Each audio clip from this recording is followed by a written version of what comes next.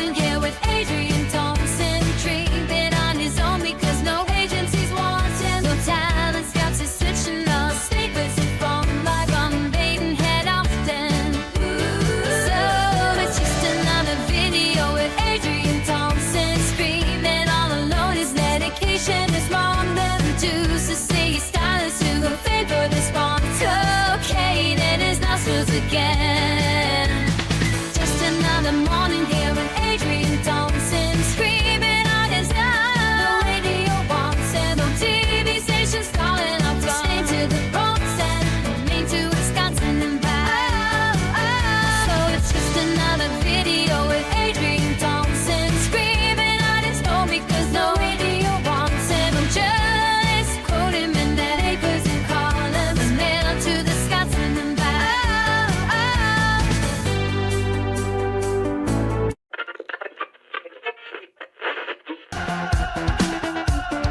You can start cars with the whiskey on my breath. Nothing is certain except Texas and death. Daddy told me, baby, girl, the world is a mess, but it's coming to an end. So, words on my sweater and some rain on my dress. Now I'ma do it like, fuck it, I am a mess. Only thing that's certain now is Texas and death, but it's coming to an end. So, you can start cars with the whiskey on my breath. Nothing is certain except taxes and death. Daddy told me, baby girl, the world is a mess, but it's coming to an end. So, birds on my sweater and some wine on my dress. Now I'ma do it like this, fuck it, I am a mess. Only thing that's certain now is taxes and death, but it's coming to an end. So,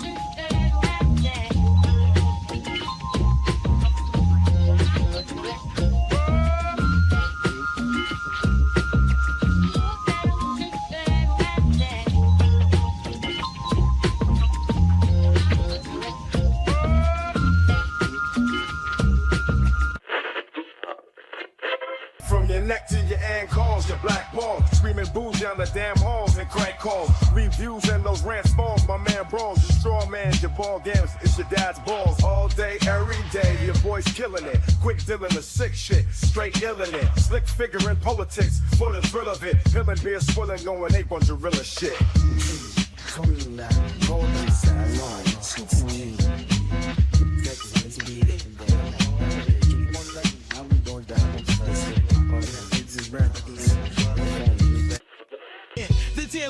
trying to blame the Labor government. They be loving it, but we above the shit. Reform trying to lure away Tory MPs, but MCs too damn smart for eating up this shit. Now check it, your politics got infected, wrecked it, take the far right to apartheid, defected.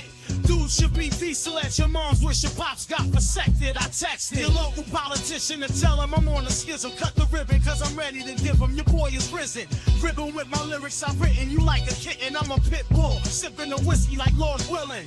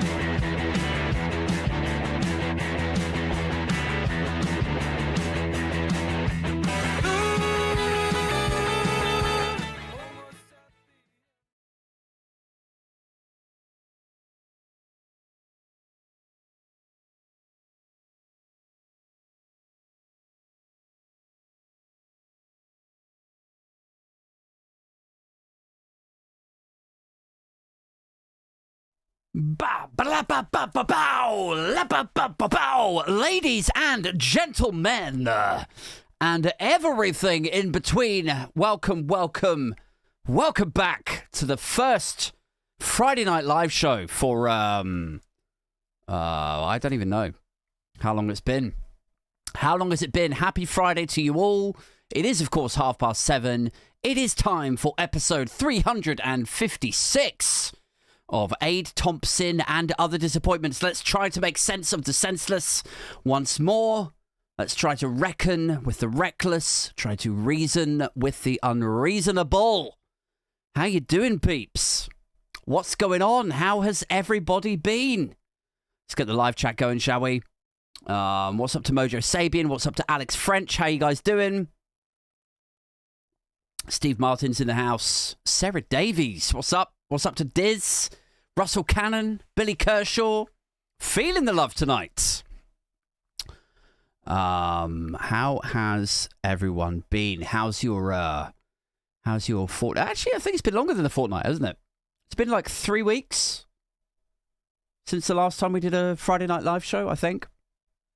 Because of my my other half.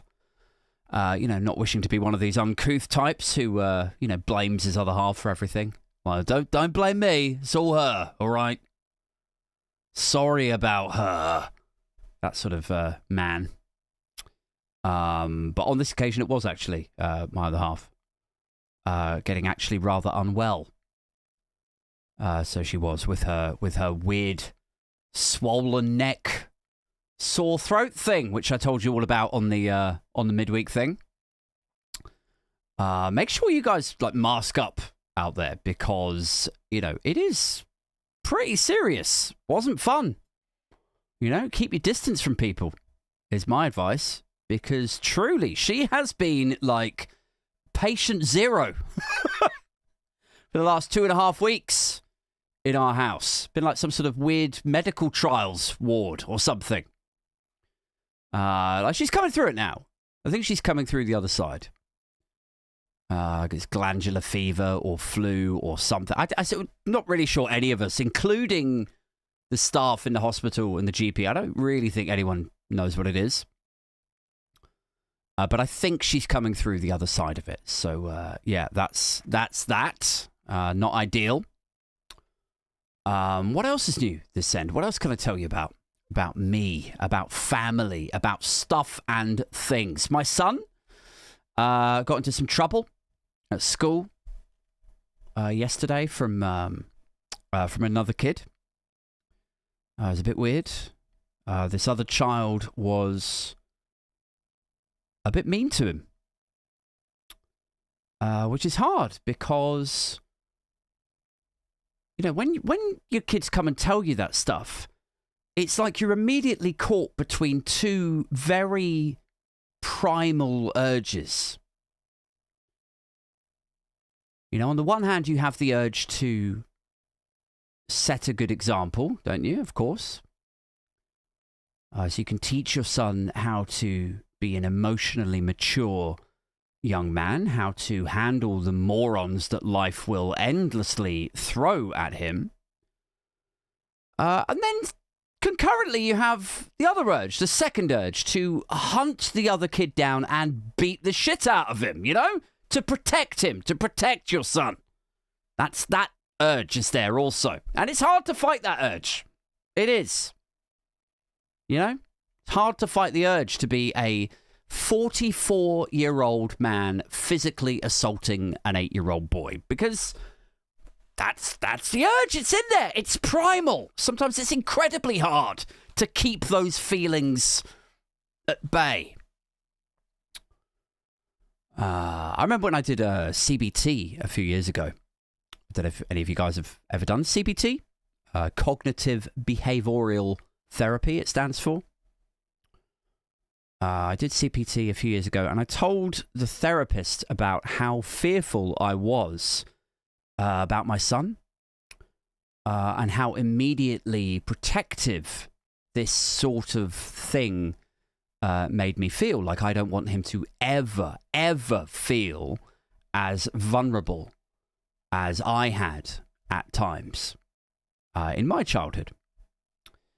Or indeed as damaged as I probably am through my father, like not being around so much. And her response to it was, you know, it's quite reasonable, really. She just goes, right, but I mean, you said another kid just sort of bumped into him accidentally in the soft play, didn't you? Like that's all it was. So I mean, it's not like how vulnerable and brittle could he feel off the back of another child just accidentally brushing past him a little bit hard?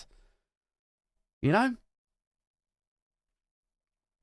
Like, would you feel traumatized over that one time when you were like, how old was he then? He was about like 2 or 3 years old.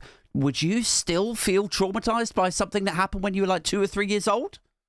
I was like, oh, well, no, not really. But like, that's when you know that you have some sort of unresolved trauma in your psyche, is when your own neglect and abandonment issues play out in your parenting. I think that's what was happening there.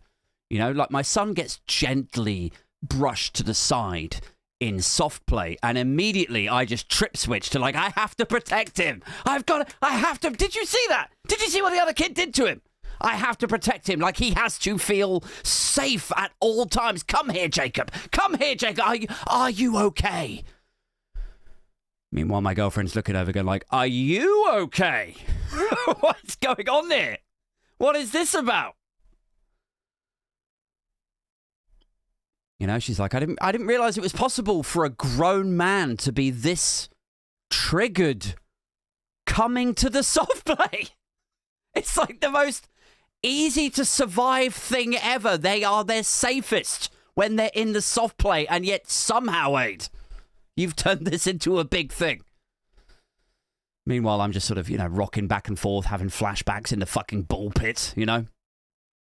But yeah, it's hard. It's hard, isn't it, guys?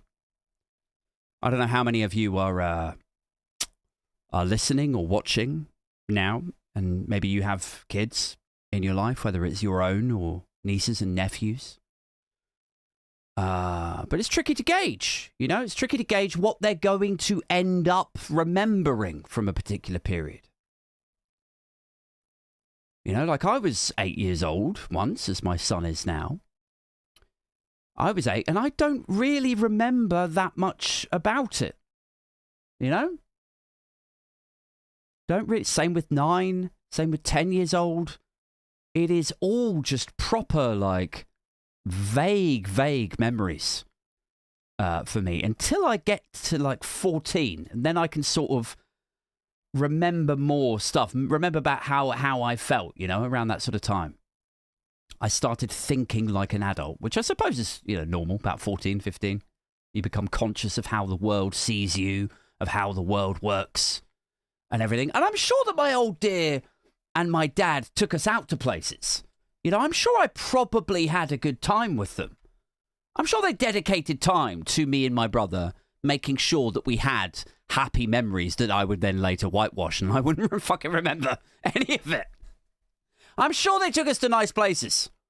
And I know that they came to see me perform at school concerts, and I'm certain that they probably told me well done afterwards. But it's like, how come the only shit that I remember is the times that they didn't come?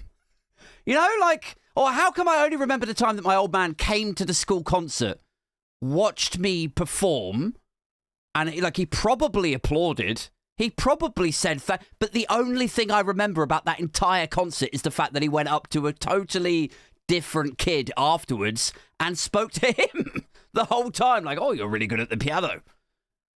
I'm like, how come I remember the negative stuff all the time? How come I can't remember the positive shit? You know, so what might my son cling on to, I suppose, is what I'm worried about. You know, the ratio of doing a good thing for your child versus him remembering the bad things is so hilariously one-sided. It's like your memory is reporting back to you in later years with the bias of an American cable news network or something. You know, it's like, oh, well, he did do some good things. No, he didn't. It was all awful. It was 95% awful, Aid, and your sadness is valid. Is how it feels sometimes. So anyway, that's how we are. That's my my family update for you this week. That's how my trauma is going, developing, fermenting. Should we talk about the news? Suppose we probably should. If I spend any more time talking about my own psychology, you know, it might just end up being a whole hour of me sobbing inconsolably, and that's not fun, is it? That's entertaining at a push. It might be entertaining to some of you. I don't know. So, what's been going on in Newsland? People in the live chat, what are the big stories this week that have caught your eye, that have caught your ear? The senselessness that you have been trying to make sense of. Diz says the negative experiences are more deeply felt, and so that's why you cling on to this. I like that. I think like this is one of the things I've sort of spoken about this before, about how sad feelings, sad music, and I'm taking my my shirt off now because, as Mojo Sabian said in the chat not so long ago, like, isn't that isn't it beginning to stink by now? Every time, every Friday night I get it on out here. I don't get it on. Let's get it on. Out here, and you know, I've got the heaters because it's pretty cold, and I sweat, and I look like one of those, you know, like archive footage of like 1970s disco stars, and they're just dripping with sweat. That's how I feel when I'm wearing that thing. Anyway, yes, what has been going on in Newsland? Let's talk about some politicsy stuff, shall we? And then if we've got time, we'll go on to onto a weird news story, shall we? We'll see how we go. Cheers, by the way. Welcome, welcome. Somebody in the chat, Jim Speaker, saying, Aid is trying to ignore the badgering. I've got the fucking... Every week, the badger emojis are endless. What does it mean? Who knows? I don't know why I am littered / trolled / adulated with badger emojis. I have no idea. But I welcome them. You know, I'm a friend to all members of the animal kingdom. Hugely embittered influencers who cling on to the dark memories. Dogs, cats, and badgers. We don't discriminate on this show. So, politics-wise, let's talk politics, shall we? Bridget Phillipson is the UK's education secretary, guys. If you're not totally up on your politics, I'm just going to turn these heaters off. Hold on.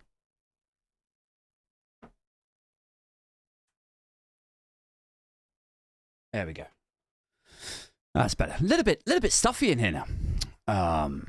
Bridget Phillipson is the Secretary of State for Education. She's from Sunderland. Originally, she was born in Gateshead. So she sounds pretty Geordie, right? And I only found this out earlier, actually. Back in the day, I don't know if this is common knowledge. This was news to me, right? Back in the day, did you know that her mum signed her up for drama club when she was in school? She went to drama club. And she actually ended, like, she's Geordie, right? She actually ended up getting cast as an extra on Biker Grove. She was literally on Biker Grove back in the day. Is that a common, did most people know that, do they already? I was like, oh, that's cool. That's cool. You know, bit of politics trivia for the viewers there. You don't get that on newsagents, do you? So, Bridget Phillipson. She's been Education Secretary since Labour won power last year, and she has been overseeing the VAT on private schools thing, of course, in partnership, in alignment with Rachel Reeves' Treasury. Which, just as a side note, before we get on to the education stuff proper, just as a side note, I don't know if you've seen it, but a report came out this week. This is one of my favourite news stories this week. A report came out, and it said there has been no discernible impact on the state school sector as a result of the VAT on private schools policy that got rolled out by Labour. No discernible impact at all. So all of that talk, all of that pearl clutching, hysteria, front pages of the rags, all of that not even that soft, all of that hard lobbying by the Telegraph, and the stats are in. And basically they say this. They say, yeah, you know how you said that the schools couldn't afford it and they would have to close, and they were closing. Look, here's all of these examples of schools that are closing, and it's definitely not because people aren't having enough babies to fill up these schools. It's definitely the VAT policy. Or the ones that weren't closing, they were passing the VAT on to the parents, jacking up the bills, curiously at the same, if not worse, a rate as they've already jacked up the bills for like the last 15 years. Every fucking private school jacks up their bills at a higher rate than inflation. But anyway, front page of the Telegraph every week, they would say, oh yeah, and the parents putting their kids out, and they're going to overwhelm the comprehensive state school sector. Well, it turns out it was all horseshit. Shocker. How about an apology, I wondered? How about a correction? And, guys, I checked the Telegraph earlier. You'll be delighted to hear. I checked the Telegraph's articles. You can search their database, sort of thing. I typed in private school, and there's nothing there. There's no apology. There's no correction. No mention of this schools in England finding the study. Nothing. So I guess they just haven't got around to it yet. I think that's probably what happened. You know, they're all of their journalists are busy. All of their journalists at the Telegraph are busy hunting a scoop about the Illuminati fucking leaving chemtrails in a 5G lab leak on the same set as the faked moon landings or something. They're all really busy, guys. Really maxed out over that way. In fact, last time, do you know what? I think last time we did a live show, wasn't that the one where I unveiled my new campaign to start progressive conspiracy theories? That was the last one, wasn't it? Maybe it was the one just before that. I can't remember now.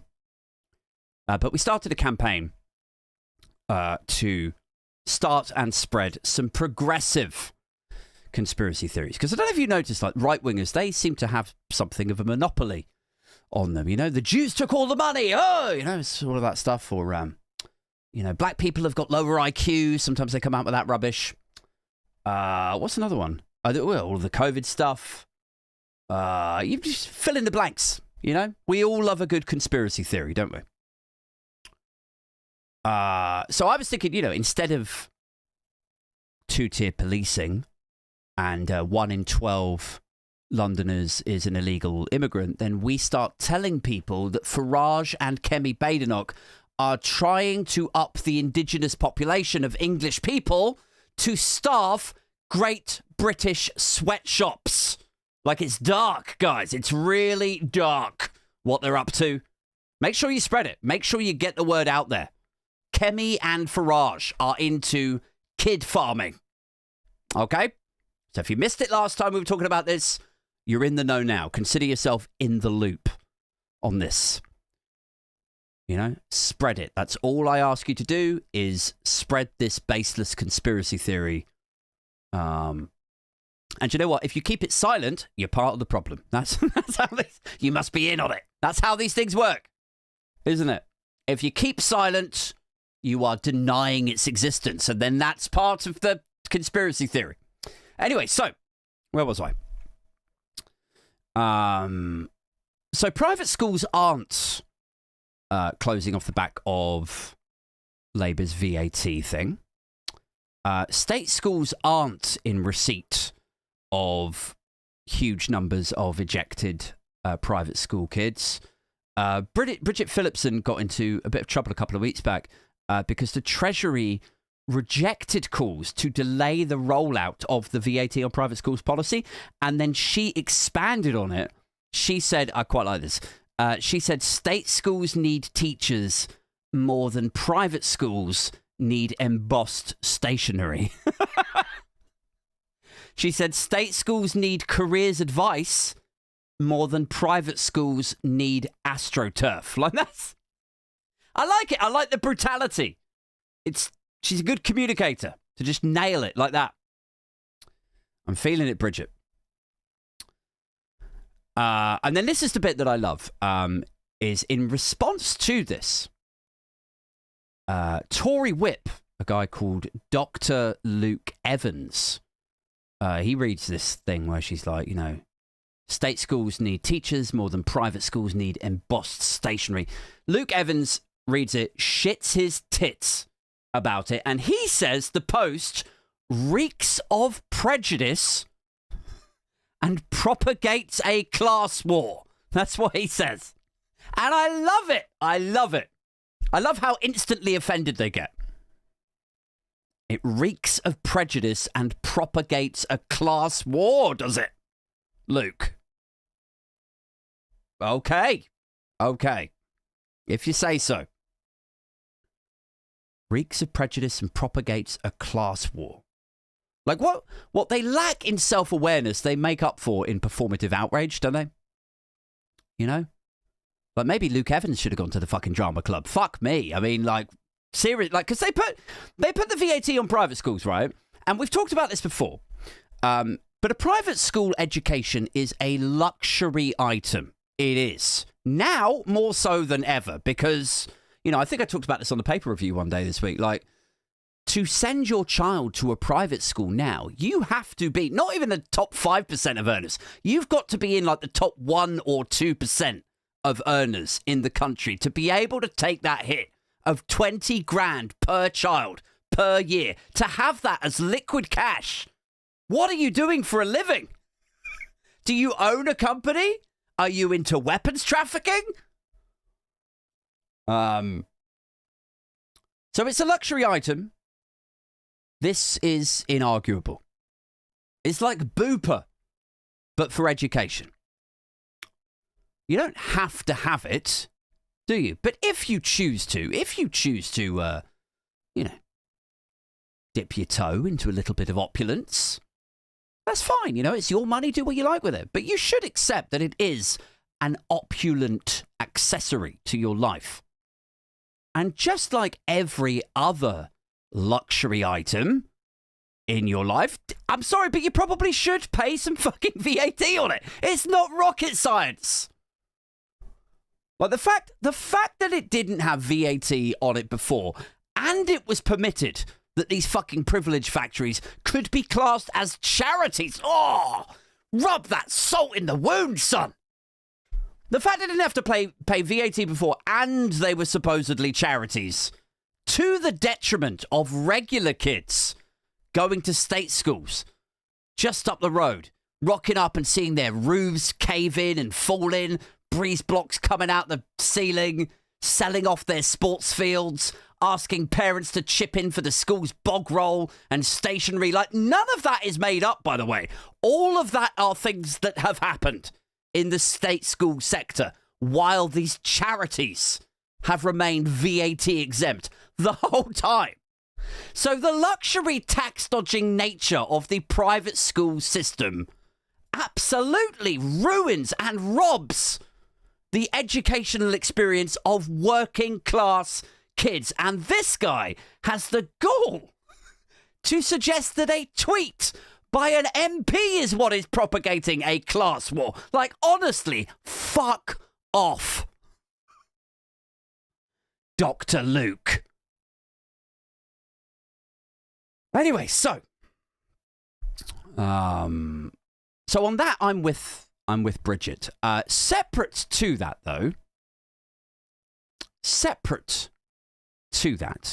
today she was back in the news again, guys. This time she was saying that the schools are right to be banning mobile phones. That's what she said today, which... I mean, this one I feel a little bit more, a bit weird about, you know?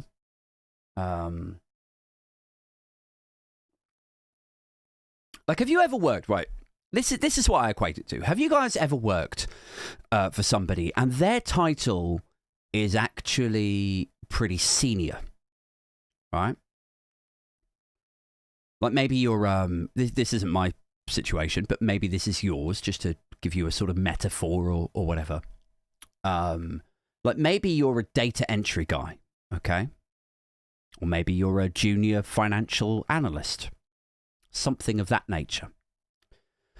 And then immediately above you, there is like a senior data analyst who you can ask questions to or whatever. And then after that, there's a team lead who manages the holiday rota or stuff like that. That's who you call in sick to. And then above the team lead, maybe there's an accounts manager who looks after all of the accounts, all of the reporting, and, you know, you, the FA, the data analyst, all of you report into that one accounts manager. So you get an idea of the hierarchy here, right? Now, above the accounts manager, then you have the director of finance, okay? So you're gradually getting more senior. You're going further and further up that food chain, up the ladder. And then finally, like, you've got a few different directors who all look after finance. Finally, above that, you have the CFO, the Chief Financial Officer, right? So CFO all the way up there, and the directors, and the managers, and the team leads, and then the senior data analysts, and then right down the bottom, this is fucking you, okay? And then one day, your CFO starts a campaign of, like, you know, sitting at your desk, right? Sitting next to you or near to you and trying to get everyone to do their Excel spreadsheet cell formatting the same, like doing something really granular that you would never imagine in a million years that a CFO should bother busying themselves with. You know, and you look over it and you're like, don't you have other shit to do? You know? Haven't you got something more important to be busying yourself with? Shouldn't you be meeting other CFOs at some sort of summit in Barcelona or Paris or Berlin or something? You know, strategizing finance for a Q3 expansion or some shit. Isn't that your life as a CFO? And it's a bit like that with Bridget. Now, it's a bit like that with Bridget Phillipson. Like, what are the challenges that the schools are actually facing at the moment? What are the challenges in the British education sector? There is funding. You know, they are disgustingly underfunded in the education sector. Staff shortages, I suppose, is, byproduct of that. Cladding, we always talk about cladding in regards to Grenfell, but very similar, if not the same, cladding was used in a lot of public sector buildings, hospitals, schools, colleges, you name it. So cladding, fire materials still need replacing. Your kid could be going to a school that is a fucking death trap. Probably paedophiles as well. Seems like something maybe schools should be a little bit concerned. I don't know. Feels like we should at least mention that. Knife crime, kids bringing knives into school. How are you going to solve that? The rack concrete? Everybody's forgotten about the rack concrete, but none of it's been replaced. All of these schools are death traps. Why are the colleges closing? Industrially, all of these colleges are shutting. How do people in work access education to improve their situation, to embrace social mobility in a way that they used to be able to with night school? These are all big questions, industrial questions, strategic questions that you might expect the Secretary of State for Education to at least be discussing or busying herself with. But instead we got this fucking granular CFO coming down to sit on your desk kind of approach of like, I think we should ban phones. I think that's what we should do. Yeah, that seems like a big policy idea. Yeah, we should. I tell you what, we'll ban phones from kids. Oh, fucking amazing, great stuff. Like maybe we should. Maybe we should ban mobile phones. It's probably not a great idea to have kids running around getting distracted with this app or that chat group or, whatever. But I honestly feel like whether you choose to ban mobile phones at your school or not, that is a decision that could and probably should be taken by the headmistress of the fucking school. Like, if I was the headmistress, I would be exactly the same as the data analyst to the CFO. I'd be like, haven't you got other shit to be doing? Like, I can handle this. We have this covered. Haven't you got more important shit to look at? Bridget. Like, we don't need the CFO to tell us how to use a spreadsheet and the cell formatting or whatever. And yes, we need you to step up and fix things industrially, labour, domestic politics-wise, please. Like, you got Keir Starmer out there this week. There's no way that you would have missed this if you were in any way tapped into UK politics. The Prime Minister Keir Starmer, guys, out there this week, giving a speech behind a podium, and he's saying he's going to make cuts, right? Efficiencies, austerity. We call it a spade, right? It's austerity. They're saying it's AI, right? They're calling it AI, but they mean it austerity. It's fine. We'll call it AI-sterity, maybe, tonight. There you go. He's saying this week he's going to make cuts to things, but don't worry because they're going to utilize AI. Well, here is a fucking golden opportunity for the Secretary of State for Education, right? To get the kids involved in the AI revolution, like teach them fucking Python, JavaScript, C#, like whatever. Train like 10, 12, 14-year-olds to be fucking QA testers and shit. But yeah, instead it's like, I don't know. Like sometimes I feel like the problems that we're facing, the problems that the UK faces in whatever sector of government are just simply too intense now. They are too numerous, too unresolvable. Like, you pick a Secretary of State, pick a portfolio of government, right? Housing is fucked. Health is fucked. Underfunded, waiting lists, all the rest of it. Nursing shortage. It's fucked. The health service is fucked. Schools are fucked. Care homes, also fucked. Pensioners and their winter fuel, pretty fucked. Mortgages, finance, earning potential, wage growth, all of it fucked. And sometimes I think, whichever party is in power, I don't want to sound completely hopeless here, but whichever, well, actually, you know what? It's sort of the USP of this show, so. But sometimes I think, like, whichever party is in power, like, they know there's nothing that they can do to fix this, don't they? They know that the national debt is too high. The aging population is a ticking time bomb. The tax burden is already colossal. So it's like, Rachel Reeves would probably come up to you and go like, look, I like your idealism, Bridget. I do. I am here for the vision. I'm here for the enthusiasm, Bridge. I really am. But we can just about afford to keep the fucking lights on in these places. So forget about your MacBooks and your fucking coding camps, Bridget. So in the absence of any realistic prospect of change, improvement, vision and hope, it's like they have to trip switch back to very, very modest, marginal differences and then pretend that that is a policy, It's like, oh, we're gonna make a big announcement tomorrow. Are you? Okay, yes, yeah. Come down for like 9:30. I'll be at this school, stood behind a podium. It's our big announcement, Labour's education policy. Oh wow, okay, I'm all ears. Right, okay. Well, here it is. We're going to ban mobile phones in schools. Whoa, whoop-de fucking do, Bridget. That's incredible. That's great stuff. There I was worrying that a breeze block might come down and crater my son's head. But now I know that he can't even call 999. If it does, I feel much better. Yeah, thank God you were here. Did an AI come up with that for you? Did it?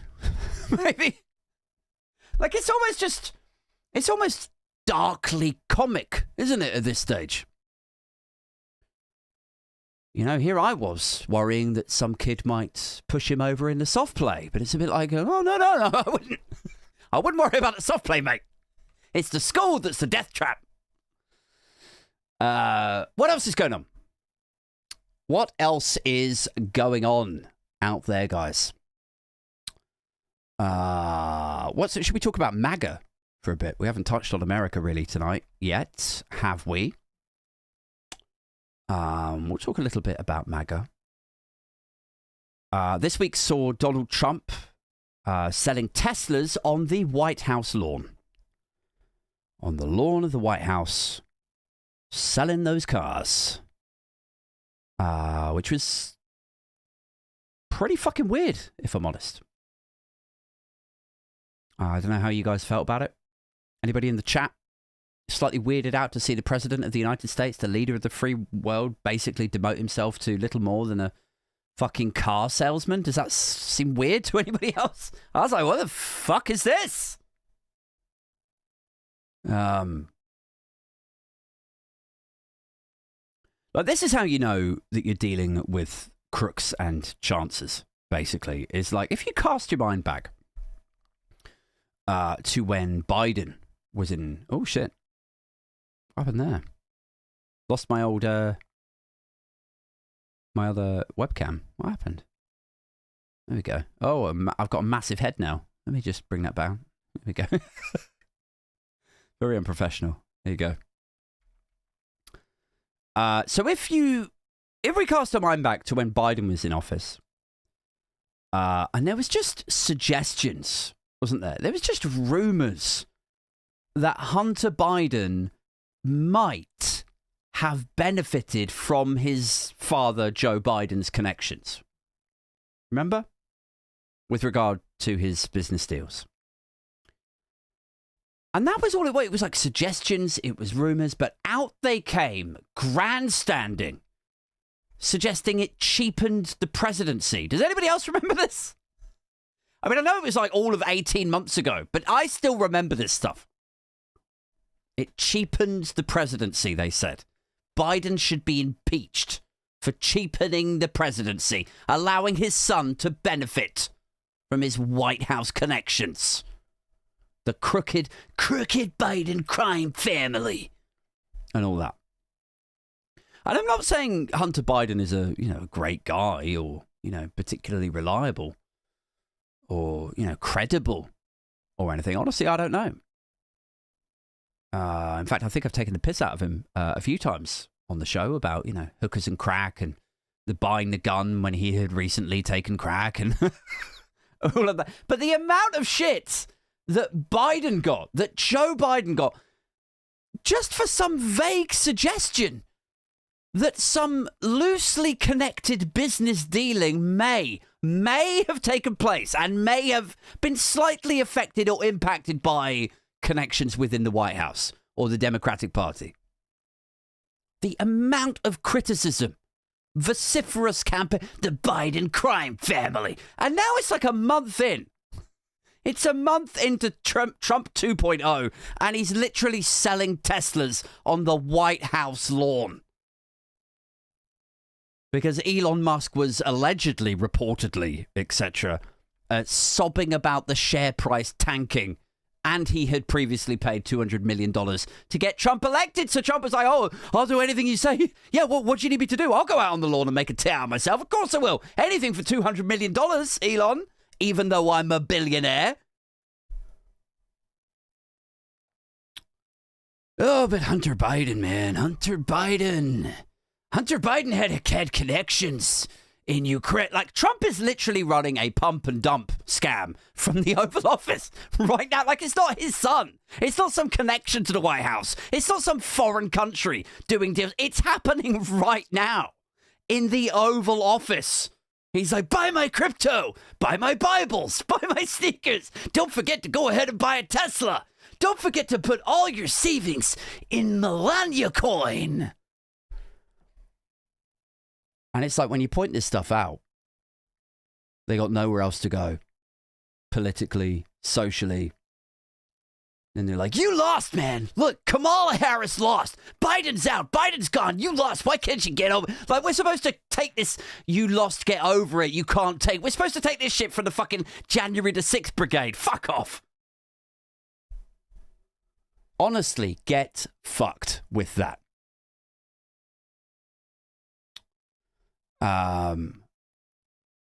Feeling the hate tonight. Do you ever have those nights where you just, it's brimming with hate and impatience, disdain and contempt bubbling up?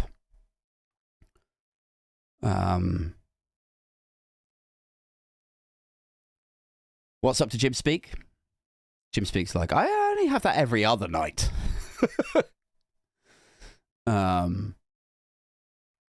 Jim says, you will never make right-wingers feel shame for hypocrisy. When they do it, it's a good thing in their minds. Yeah, do you know what? I wrote a thing on BlueSky about this a week or two ago where I was like, it's fun to point out the inconsistencies in their policies, in their stances, their grandstanding, etc. But I said, ultimately, it's a waste of time. Like, it makes you feel good pointing out somebody's hypocrisy, but they don't give a fuck about it. It doesn't make them go, oh, God damn it, he got me good there. Boy, do I feel silly. Like, it's not, they don't have that. They don't give a fuck. They're like, cool, okay, you feel better now, do you? Okay, well, anyway, back to this. Like, it's just straight back to the corruption and more lies. It just doesn't stop, does it? I found a story earlier today. I wish I'd wish I'd got a screenshot of it now. I could have showed it to you, but I'll just talk you through it. I've got it like up on my screen, but I haven't got it where it needs to be to show it to you guys. But anyway, I'll pop it on a clip later. But I found a story earlier in the Associated Press, guys. The Associated Press is a sort of independent, pretty center ground American media organization. Bit like Reuters, I suppose, or a Bloomberg-ish, right? Pretty neutral, center ground. What I'm trying to say is I trust them, right? So I found a story on their website earlier, and it kind of illustrated how weird and divided America is right now. If you needed an illustration, so check this out, right? So you know how they've doged out their federal employees, right? You know that. This is the big Elon Musk thing. Send home all of the federal employees, loads of waste, cut back on the waste, Department of Government Efficiency. We know this stuff, right? And before we get into this story, let me just set the stage a little bit. Because when you say federal employees, right? When you read news reports that says federal employees were sent home today off the back of Elon Musk, blah, blah, blah. Sometimes people would assume that would be like, federal, like the Federal Bureau of Investigation or the Federal Water Agency, right? But sometimes it's just people who fucking work in a park, or work for the landmarks or something. They get federal funding too, like tourism stuff, the Federal Tourism Board or whatever. And it's people who have worked in these places for decades.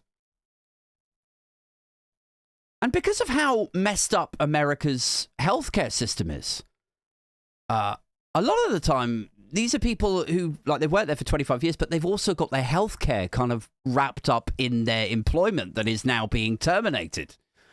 And so out of nowhere, like Elon Musk and his, merry band of 19-year-old misfits have sent all these people home. And so imagine that's you, right? Let's just set the stage here. Imagine that's you. And maybe you're thinking, well, you know what? The country's pretty heated right now. There's a lot of division. I honestly don't know what I'm going to do because I'd been working at Mount Rushmore for 25 years. It's my career. I really enjoyed it, but now it's come to a head. They've told me that I'm a waste. They don't need to pay me. Thanks for your service, but also you need to go home now. You don't have a job anymore. And also the welfare state only gives you like 2 months of pay and support before you're living in your car in the United States. So you don't know what you're going to do. You're really sad. You feel hopeless. Everything's fucked. More so than the parts of the UK state that I mentioned earlier. But everything's fucked. You accept the country is divided. You make the decision to just ignore the news because of how overheated and frenzied the news has become. You don't go on to Twitter because obviously that is a well-documented hornet's nest. But you do think, do you know what? It's been a tough week, and I think I just need to tell my dad. I'll just mention it on the family WhatsApp. That's what I'll do. So that they know that there is a chance that I might have to move home with them soon. And also, it'd be just good to hear them say that they love me and they support me and, oh, that's tough, darling, and, all of that stuff. So that's the stage set. Now, check this. This is the headline, Associated Press. Thrust into unemployment, axed federal workers face relatives who celebrate their firing. They celebrate it. Celebrating your firing. Like, even the family WhatsApps now, really. Even that one now. There's no safe space. Is there? It's the last place that you were hoping for some encouragement, some neutral feedback on your situation, hoping for some support from the people who are supposed to still be batting for you, who are supposed to be up above all of the division. Those guys now too is what we're saying, is what the Associated Press are reporting. That's where America is now. That's how bad the division is. It says, scrambling to replace their health insurance and to find new work. Some laid-off federal workers are running into another unexpected unpleasantry. Relatives cheering their firing. I mean, how would you even respond to that? If your dad cheers on you being made redundant? How would you? Like, I'd be like, Dad, what the fuck? I said I just got fired.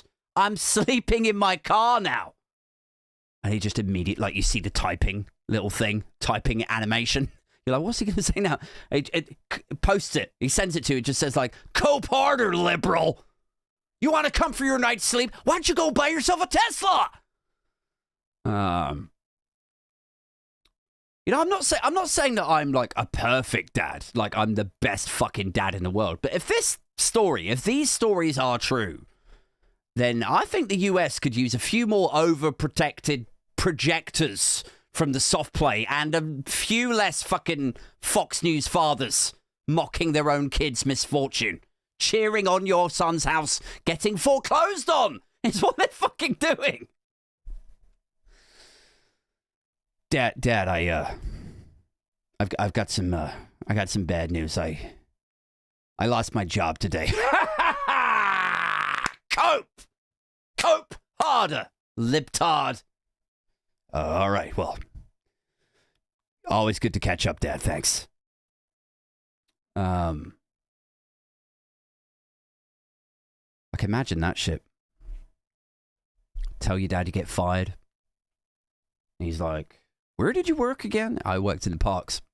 I was a federal employee, and they told me that I was a waste. Yeah, you were. We're making America great again. One repossessed house and sobbing family at a time. Is what, by all accounts, is being communicated in families now over in the States. Kind of puts that Christmas dinner Brexit blowout into perspective, doesn't it? It's like, maybe we weren't so bad. Maybe we do love each other. Maybe we've got a chance, Dad. Like, I'd love to go back in time to some of these people. In Iowa. Another one's near Chicago. I'd love to go back in time and be like, you know, talk to them before they get radicalized. Be like, are you sure you want to get cable news plugged in here? Like, are you positive you want this? Because this is you in 10 years. Like, you smash cut to them in 10 years' time. When they're a brain-pickled lunatic mocking their own children's misfortune. Like, are you sure? Are you sure you want me to plug it in? Like, why don't you take up bowling? Take up bowling instead. Don't become that. What else does it say? It says, the country's bitterly tribal politics are spilling into text chains, social media posts, and heated conversations as Americans absorb the reality of cost-cutting measures directed by President Donald Trump and carried out by billionaire Elon Musk's Doge. Expecting sympathy, some axed workers are finding family and friends who instead are steadfast in their support of what they see as a bloated government's waste. I mean, this is why I just fucking laugh at MAGA voters now, like when they regret their vote. I did a section on that a couple of weeks ago. Trump voters who are having a bad case of buyer's remorse. You know? Like, I'm supposed to be compassionate for people who, you know, I don't know. I'm supposed to be compassionate for them when they can't even bring themselves to fake it for their own family. Like, really? You think I'm going to... Come on, get some sleep. Like, they've got an example lady here, right, in this article. It says, I've been treated as public enemy by the government, and now it's bleeding into my own family, says 24-year-old Luke Tobin. Oh, it's not a lady. Sorry, I thought it was lady. I've been treated... maybe I should do a deeper voice. I've been treated as a public enemy by the government, and now it's bleeding into my own family, says 24-year-old Luke Tobin, who was fired last month from his job as a technician with the U.S. Forest Service in Idaho's Nez Perce National Forest. There you go. Park rangers, see? It says, Tobin's job loss sent him scurrying to fill prescriptions because he lost his health insurance and filling out dozens of applications to find whatever work he can, even if it's in a fast food restaurant. But some relatives reacting to his firing as... Oh, I see. Sorry, it's bad grammar in the article. But some relatives reacting to his fire... I'll start again. But some relatives are reacting to his firing as what has to happen to make the government great again. And that has been one of the worst parts of the entire ordeal, says Luke Tobin. Sorry, that was really difficult to read. It's like, oh, I'm sorry you lost your job and your cancer treatment has now stopped, but you are necessary collateral damage to send the rocket man to the sky. That's basically where we're at. He's probably got to move in with the same relatives who are mocking him as well. He says they can't separate their ideology and their politics from supporting their own family and their own loved ones, says Tobin. Then it says, Kristen Jen got a similar response from members of her family after she learned the National Park Service Ranger job that she was due to start had been put on hold by the Doge hiring freeze. She thinks it's likely the job will be eliminated altogether. So she thought she was going to get a job. Gets put on hold and she thinks it's going to get cancelled. As she expressed her disappointment over potentially losing her dream job, some members of her mostly conservative family have unfriended her on social media. Like, wow. I mean, nobody likes a negative Nancy, do they? I mean, we need to factor that in. We need to, if you go on Facebook, you're just having a bit of a moan and it goes on and on a bit too late. Well, I don't know if I need that on my feed. Nobody wants a buzzkill out here ruining the party for the red-capped Church of MAGA, do they? Dancing around the stage, praising Grand Pop Tango and his peaking mate Elon, double-dropping ket bombs at the mega MAGA church as the organist comes on. Nobody wants to ruin that party. Why you gotta ruin the party, Christian? We won the election. We making America great again. We saved you from socialism, Kristen. We saved you from socialism ruining the economy. The organist is on the stage of the mega MAGA church as well, drowning out the sound of the stock market sinkholing. So, yeah. It says she expressed her disappointment over potentially losing her dream job.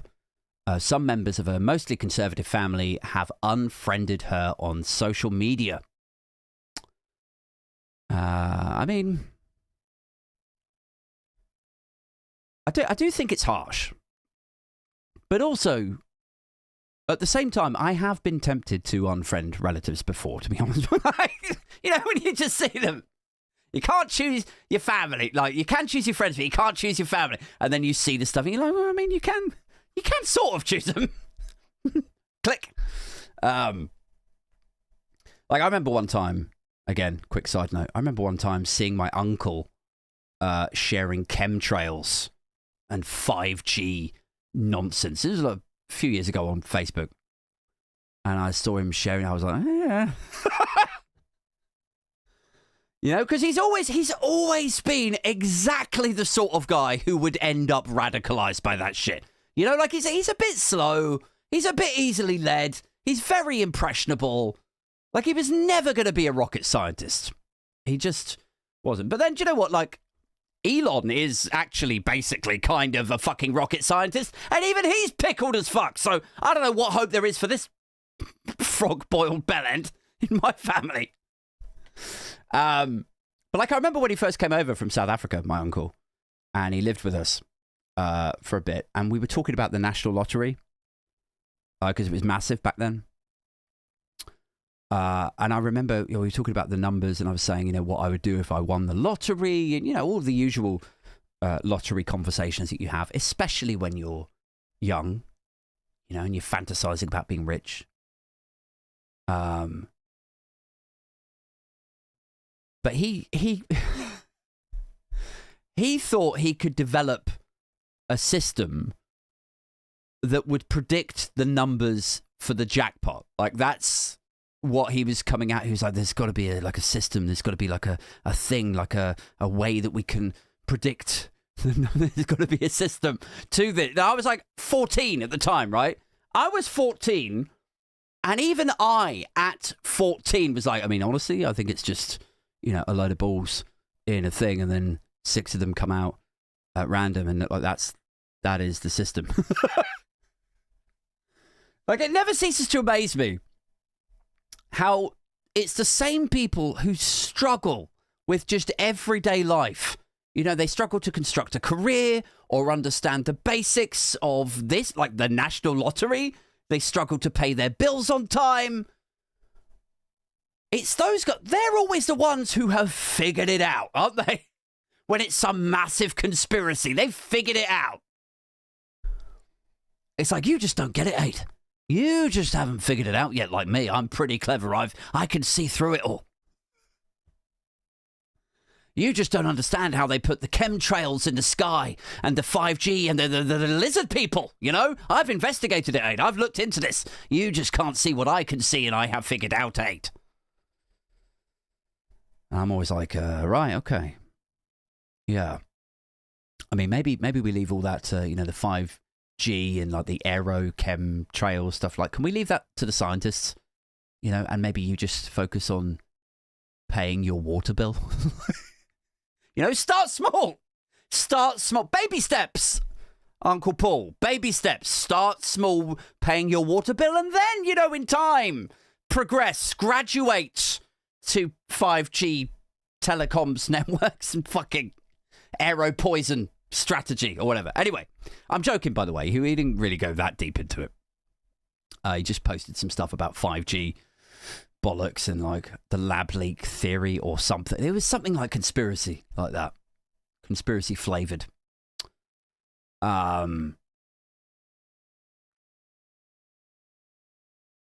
Anyway, so where was I? Let's continue. It says others are giving her the silent treatment. Oh yes, this was Kristen, wasn't it? Others are giving Kristen the silent treatment. Nearly all favour such cuts, even if she's a victim of them. She says, my life is disintegrating because I can't work in my chosen field, says Jen. Oh, this is a different lady. Jen, 47, from Austin, Texas. Lump on top of that, no support from family, and it hits you very hard, she says. I mean, yeah. And here is the fucked up part, right, guys? Is as free speech as Trump claims to be, and as much of a champion of free speech as Elon Musk pretends to be. Like, at the moment, these people, Lynn, Kristen, what was that other guy's name? Toby something, wasn't it? Mr. Tobin, or I can't remember now. At the moment, these people can go on Facebook or WhatsApp, or they can talk to the Associated Press about it. They can pull out their phone. They can post this stuff, right? At the moment. But the Trump administration have already kicked out like the progressive networks from the White House press pool. They've already nuked the Washington Post's opinion pages. Meta has already gone fucking MAGA with its fact-checking. Like, at the moment, they can pull out their phones and they can post about this stuff and get it out there online. But honestly, give it another few weeks, and you're going to see the American Doji equivalent of Bridget Phillipson behind a podium going, yeah, we're gonna ban all the phones here too. We need to ban all of the phones. Guys, that's it for the podcast proper. We're going to hang around for a lock-in in but a moment. This episode will shortly go out to channel members and to people who are on the Patreon.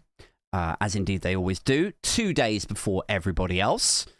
So if you like your podcasts topical, when they're still current, and everything feels topical and current, etc., and you want the RSS feed, that's the other cheeky little thing. So if you sign up to the Patreon, or the channel, I can give you an RSS feed, and you can just plug the podcast straight into like your Apple Podcast player or Spotify podcast player, all of that stuff. What else do you get? Yeah, so 2 days before everybody else, you get the RSS feed. You get access to the Discord chat. I am in there most days. I pop in, say hello. I've been a bit aloof, actually, with that the last couple of weeks, for obvious reasons, as I touched on earlier, because fucking patient zero over there is, basically wiped out all day, like proper fatigued. So I'm doing all the cooking and cleaning and kids and school runs and all that. The next batch of Skype 1-to-1 calls, you get access to that if you join on a certain tier. I put a post on YouTube about that and also on Patreon. So if you are on that tier where you get the Skype 1-to-1 calls with yours truly, then we can have a drink together. We can talk about life, love, the universe, the podcast, whatever is on your mind. Maybe even politics. Or maybe I'll bore you for the first 20 minutes and talk about my family trauma. I don't know. We'll see how the conversation goes. And also the next in-person meetup, guys. Who's excited? The next in-person meetup for Patreons and channel members will be Saturday the 7th of June. So if you are on the Patreon, if you're signed up to the channel, put that date in the diary. We're going to do a meetup on Saturday the 7th of June, probably in East London. So if you can make it down for that weekend, go and see a show, catch up with some friends or family, as long as you haven't fallen out with them over Brexit or Trump. Make a weekend of it. And I shall meet you all Saturday the 7th down in that there London. But right now, for the podcast proper, that's it. Keep it Booge. Keep it Bimpfluencer. I'm going to jump into the lock-in now. Thanks very much to everybody else. Oh, and can I just drag everyone's attention super quickly? Can I drag your attention away to Darren Grimes' candidacy post on Twitter, on X? The photo of him is fucking hilarious. Please go and see it. I'll open it up in the lock-in now. But yeah, thanks very much, guys. I'll catch up with you all next week. Peace. Right, let's do the lock-in, man. How is everyone? Everyone good? Let's go down to the lock-in. Lock-in chat. There you go. How's that for the music? Is the music level okay?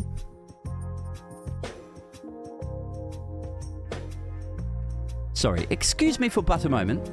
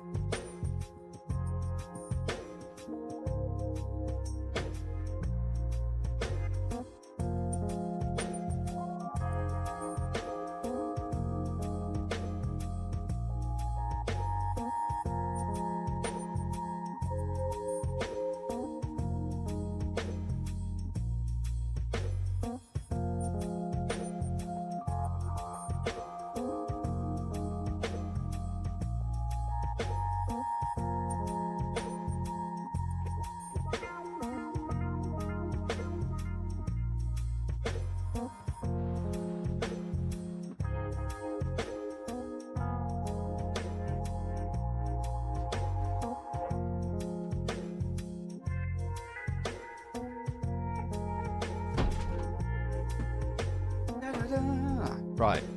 Sorry about that. Where did we get to? Is the music okay? Is it the right level? Are we all right? Are we good? Are we happy? Oh. Is this just for lizards? Says Mickey G.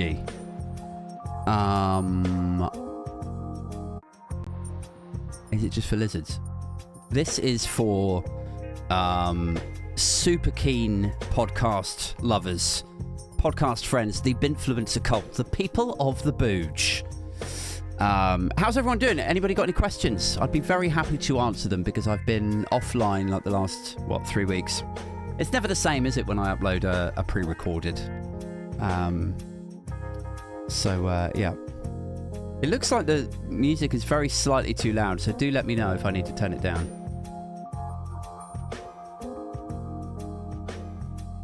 Just gonna turn my heaters off.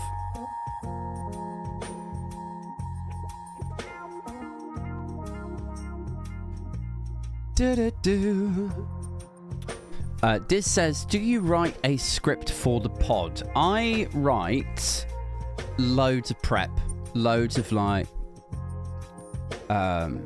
obviously stories that I want to look at, and then usually like little bullet points for things that I want to tap into, or like points that I think are worth mentioning or could lead on to other stuff.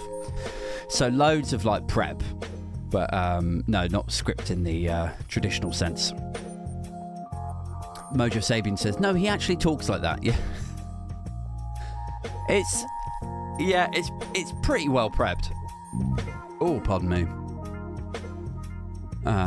What's up, Mickey? What's going on? Me, Tan, and Graham were talking about starting a podcast, but we can't find a time that we're all free. And Graham wants to do it as a live stream.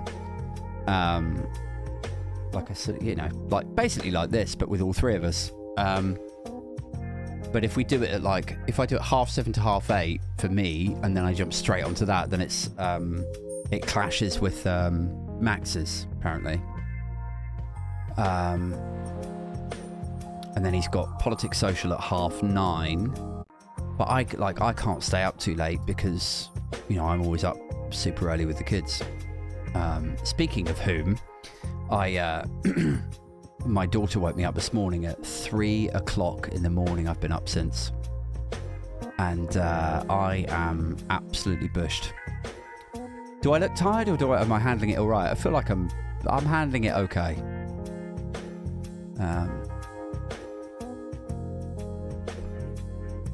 I'm going to find this picture of Darren Grimes. Hold on a sec. Turn off my posh cam too. There we go.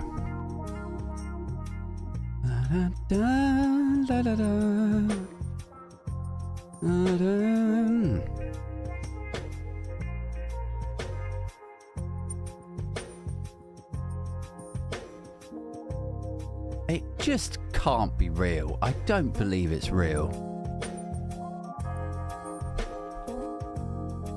Hold on. Right. Let me grab that. I'm going to put it over here. You look a tad pale, mate, says Diz. Do I? Do you remember the photo with him and his polished face? Yes, I do. It's in a dressing room, isn't it? Mojo Sabian. It's it looks like he's in the middle of doing makeup for going on GB News. And yeah, he looks like a proper waxwork, doesn't he? He's such a fucking tosser. What a twat he is. Can we just get that out? Can we just get that out off our chest? Can we all agree in these times of division, this is something that most people agree on? I suspect even a lot of the right look at Darren Grimes like, oh, that fucking bellend. What a weapon.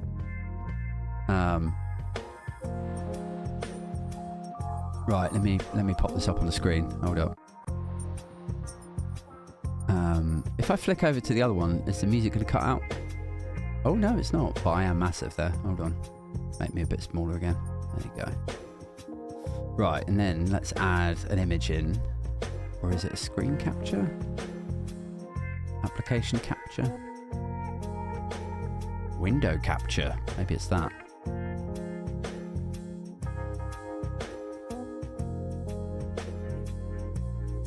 It's not display capture. What the fuck, man? Do you know what I could do? I could just open it up as an image. Let's do that. County Durham. He's going to represent, is he? I've been using a bit of his. I'm about a fifth of the way through a video that I'm really looking forward to sharing. It's like a really nicely produced satirical mauling of a particular person, although he does feature in it. And I've used some of his stuff in there, so I was like watching some of it the other day, and so he's so fresh in my mind at the moment in terms of his unstoppable, steadfast bellendry. He really is. Every time I see a video of him or a live stream or a clip of him on someone else's live stream, I'm just like, oh God, give yourself a day off, mate. Right, where is image? Let's go to the image. DG. Call him DG for Darren Grimes. I saw a tweet by Otto English earlier where he was mocking him, and he said, tough on Grimes, tough on the causes of Grimes. I love Otto. Look at his fucking head. Look at it. It's absolutely astounding. I mean, there's no way that's real, is it? Can that be real? I mean, most people's heads are, like, the eyes are right in the middle, aren't they? Most people, like, if you look at the camera, my eyes are, like, right in the middle of my skull. From top to bottom of my skull. His eyes are, I mean, there's at least another, what, 15% of head on the top there? How much more head do you think he's got? If you double the distance from his eyes to his chin, double that back upwards, like towards the top, and you get to almost the top of his forehead, and then there's more. So I think it's photoshopped, but I mean, it's got. Who remembers that that Tory MP? What was that guy's name? He had a massive fucking head, and his wasn't photoshopped. I can't remember the guy's name now. I feel like it was James something. I find him now. Tory MP, massive forehead. Oh yeah, here he is. James Daly, that was his name. James Daly had a massive forehead. He was the guy that he went in on Angela Rayner, didn't he? He said, "Oh, I've presented some new information to the police, and you know, I can't say anything about an active investigation." Like, he was really trying to make hay while the sun was shining about Rayner's flat, Rayner's house, all that.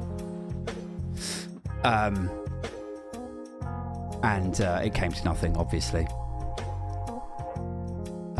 Shall I show you a picture of him? Look at this shit.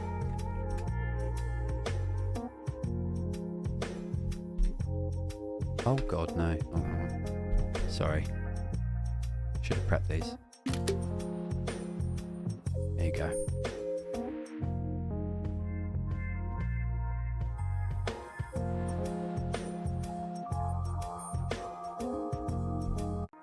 JD for James Daly. I'm just going to bring it into the chat one. Hold on. Look at him. Look at his fucking head. And then let's flip back to Darren. Look. Darren's head. What is it about right-wingers makes their heads swell up like this? Have they? Is it the same thing as my missus? Like, can you catch right-wingerness-itis? Is that what's happened? Is my missus has caught right-winger-itis? And she, like, the side of her... Or is that where the left wing is, maybe? So the side of her face started swelling out, and that's her becoming more left-wing. Whereas these cunts, it's like... Their foreheads go massive. Look at him. Look at it. Look at these guys. Who do you think would win out of, like, a battering... You know... What's, like two stags when they go at it? Like, they plow into each other? You ever seen that? Two stags fighting?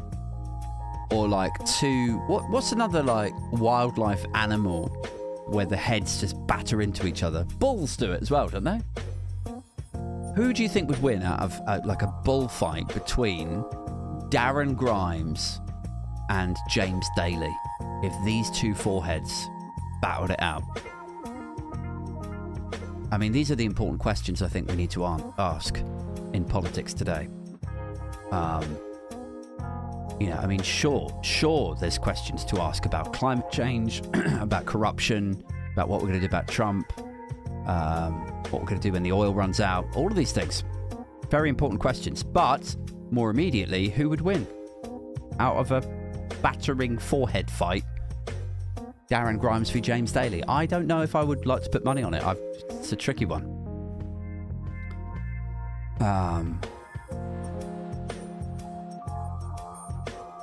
Yuri Stewart says, I don't like to cast aspersions on their parents, but those are definitely suction births.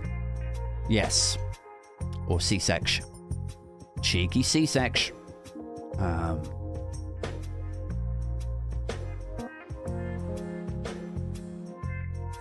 Who else have we got in the chat tonight? Blue Badger says, you could use those two as bells.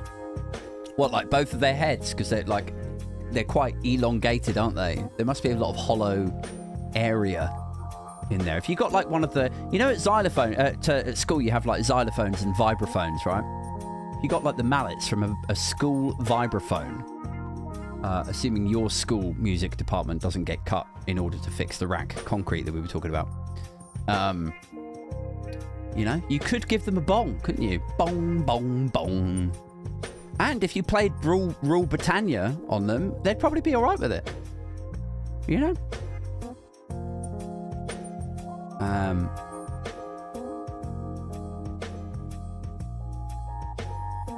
Gail Goals has joined us. She says, I'm an hour late. Yes, you are, Gail. You're late. You've missed most of the podcast, I'm going to be honest. We're just here for a little bit of Q&A. And then I'm going to go in and stroke the missus' feet, probably. Watch some trashy TV and fall asleep on her butt. That's my vibe. How are you spending your Friday nights?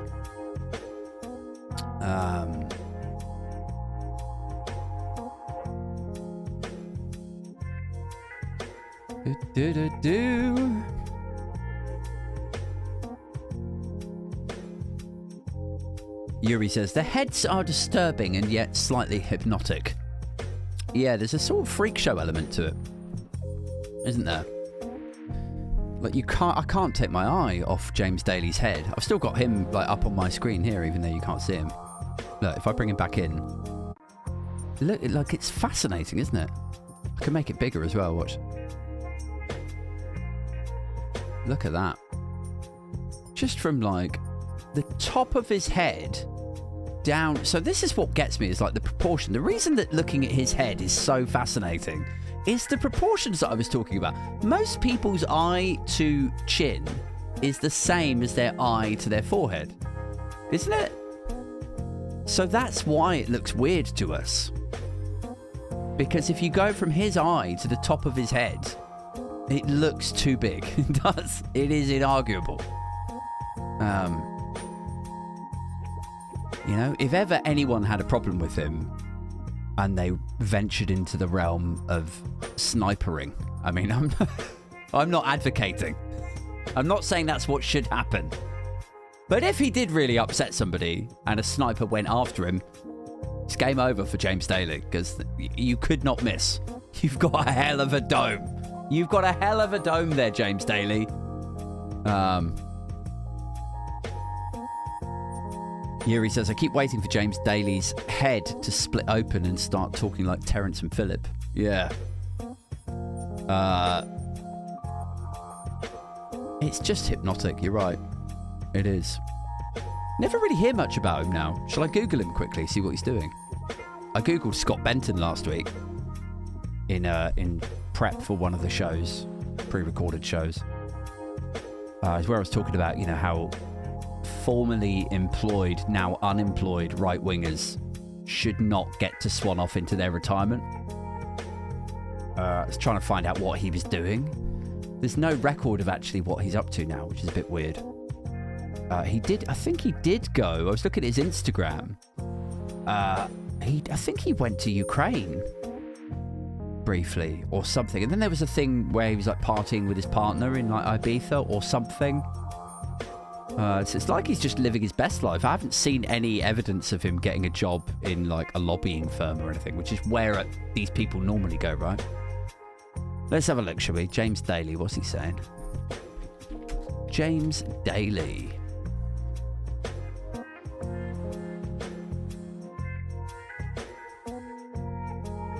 James Daly MP. James Daly, English politician.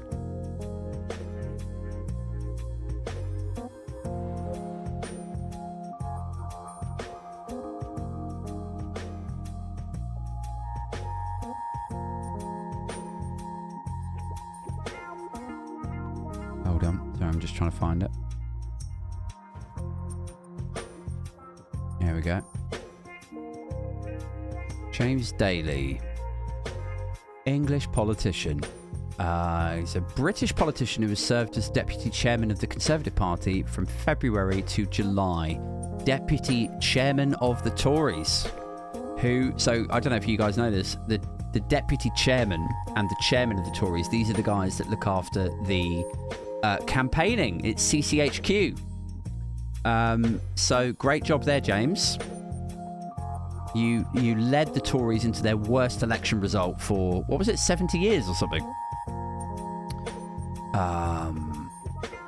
Political career. Let's get down to the bottom, shall we? February 24, Daly was appointed the deputy chair of the Conservative Party following the resignation of Lee Anderson and Brendan Clark-Smith. Oh, big shoes to fill. Big shoes to fill, guys. I mean, how do you follow those guys? How do you follow an act like that? How do you follow Lee Anderthal and Brendan Clark-Smith? You forget about these names, don't you? I find. Like at one point, they're sort of, you know, tabloid fodder, tabloid stars of the conservative right, of the culture war right. And then the election comes around, they lose their seats, and they just fade out into the ether. And I think that's the thing that winds me up. It's like, hang on a second, you were the biggest cunt on the planet for like 18 months or 2 years at their height, their peak. And then they just get to go back and then, you know, in Brendan Clark-Smith's case, I think he was a teacher before, as was Gullis and Benton, actually. I think Scott Benton was a teacher before. Although, by all accounts, Jonathan Gullis is finding it very tricky to find employment. Don't know what the other two are doing. Let's have a look. It's interesting that there's no mention of what he's been up to since the election. Should we find his Twitter as well? Hold on. James Daly, Conservative. Twitter?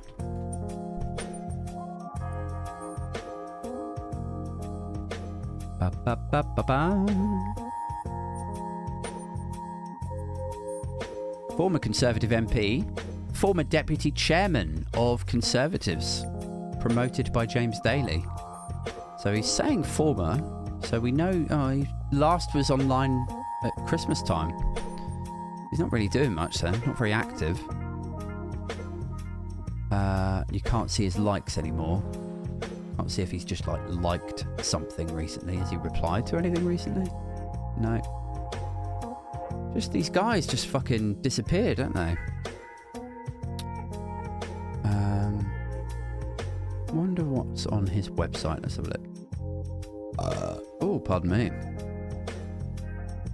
Former Member of Parliament, former Deputy Chairman.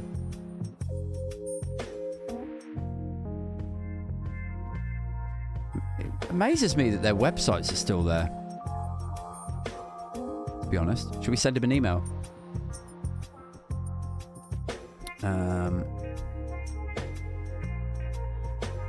Foo at gofuckyourself.co.uk.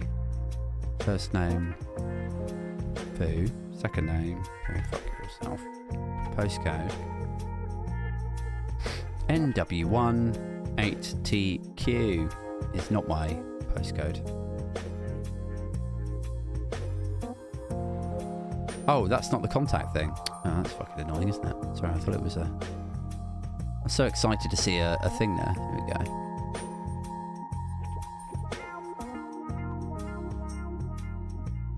Ba-da-ba-ba-bum. 07 1 2 3 4 5 6 7 8 9. Pop that in there. Hi James. Looking for models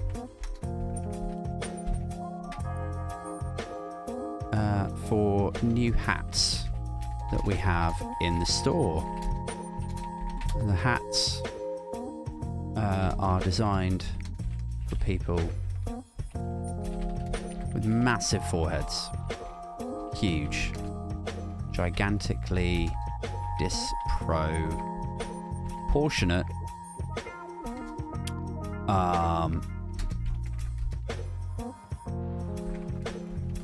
do get in touch. Peace. Jerry. Don't know where Jerry came from. Please find your address. What? Oh, right. NW1 8TQ. There you go.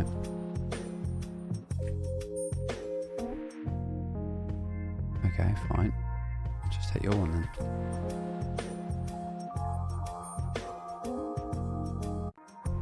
Thanks for getting in touch. You're very welcome.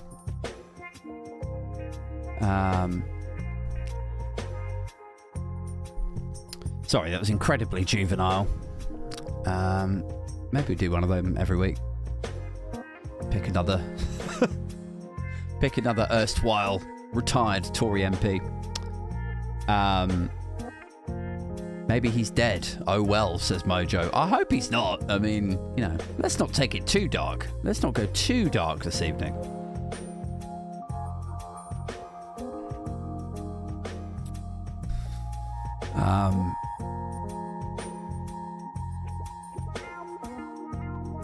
Aid, ask him if he's a grass.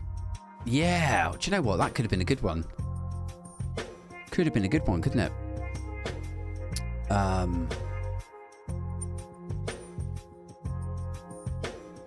Takes me back to the time when Jenrick ordered that Mickey Mouse mural to be painted over. And I did a Twitter campaign to get everybody to just print out loads of Minnie Mouse and Mickey Mouse pictures and just send them to Robert Jenrick's office. It's like you can paint over them in the Children's Refugee Centre, but they will appear. They're still coming. I don't care how much they upset you. We're just welcoming you. We're just welcoming you to your own constituency office, Bobby. I'm here for the weird. I'm so here for the weird trolling layers to this.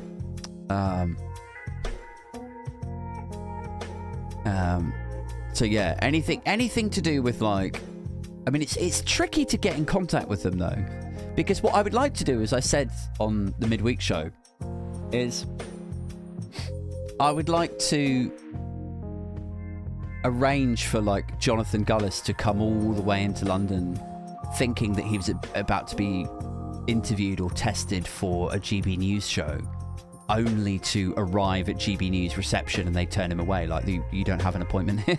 And meanwhile, like, I'll be over like hidden somewhere filming him getting turned away. Like, I'm so here for doing that sort of stuff, but it's impossible to get in touch with these people for understandable reasons, right? Because we're living in a sort of post Joe Cox world, aren't we? A post David Amos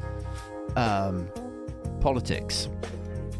So I understand why they don't want to be reachable and why there are safety protocols and controls, but it doesn't mean that it's not annoying.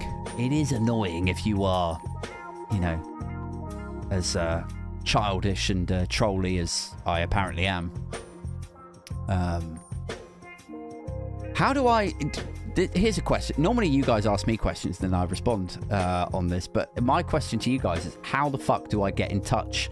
How do I get them to go all the way to London and think that they're going there for an interview so I can film them? Because I will do it. I just need a way of selling it to them. You know? I mean, I can do a good media voice. Like, I'll pretend to be a producer and phone up Gullis if I can get his number. Like, Jonathan, I love your stuff. Love it. You will probably be aware that we had to let a few staff go recently at GB News. Lots of cost cutting, lots of doging over here in GB land. Efficiencies, right sizing, etc. We're looking to leverage off AI to reduce costs, but we were wondering if you might be interested in hosting a show, because you would be really low rent, really low cost. We're willing to give you about £57 per show, and you could have some of the food in the canteen. Some, not all. Anyway, if you are up for it, Jonathan, please do give me a call back on my burner phone. I'll have to get a burner phone. And then we can, dot the I's, cross the T's. You can come down to London. We'll have a lunch. We'll take you out for lunch. Just come up to the desk. Come up to the desk and ask for alcoholic. And then I'll just stand back and film him. Do you know where I got the idea for doing this from? Is there is a comedian called Dave. Never gonna remember his fucking surname. My brother told me about this, and he was laughing about about how. I mean, it is kind of fun. It's really trolly, but apparently somebody basically did that to him. It was an old 1980s comedian, and they got in touch with him, I think, through Instagram, and got him all the way down to Waterloo. And then nobody came to meet him, and he posted a thing on like Instagram or Twitter or something, where he said, he was like, to whoever's done this to me, this is like, it's really upsetting. You've really saddened me today. And my brother was like crying, laughing about it. And it is like, it's mean. I don't know much about what this Dave guy was like. Maybe he deserved it, maybe he didn't. Like, to me, it feels a bit weird. Like, I would do it to Gullis, I'd do it to Benton, because these guys are objectively, inarguably, fucking C-bombs. But I don't know the comedian Dave guy well enough to know if I should feel bad about it. So there was, I felt weird about seeing my brother laugh at it.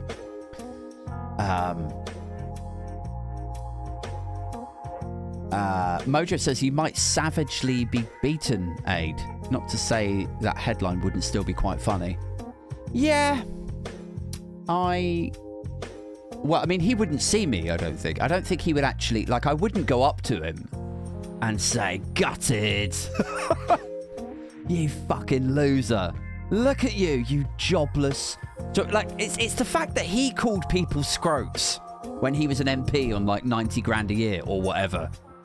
He called people, skitters and scrotes or whatever it was. So now that he's jobless, I don't feel any need to even feign sympathy for him. But I wouldn't go up to him and say, you unemployed dosser prick. Like, I would film it from afar like a coward. And then I would upload it on YouTube or something. I would make it funny content rather than like confront him. Because you're right, he would beat the shit out of me. I've got no doubt about that. He's a big guy. They all are. Like him, Leanderthal, even Scott Benton, I think, is, pretty built. I'm sure they could all have me. I'm only like fucking 5'8" and 10 stone. So I've got no doubt that should they feel passionately that I have done them wrong, maybe they do. Mr. Thompson did comment, but unfortunately the sheer level of bandages muffled his response, says Mojo. Yeah. But do you know what? It would get me press, wouldn't it? It would get me press. People would be like, have you checked out this guy's podcast? He's such a fucking prick to these Tories. He's merciless. Even after they've lost their jobs and they're struggling to find work, he just fucking mauls them. He's a savage. Be good for press.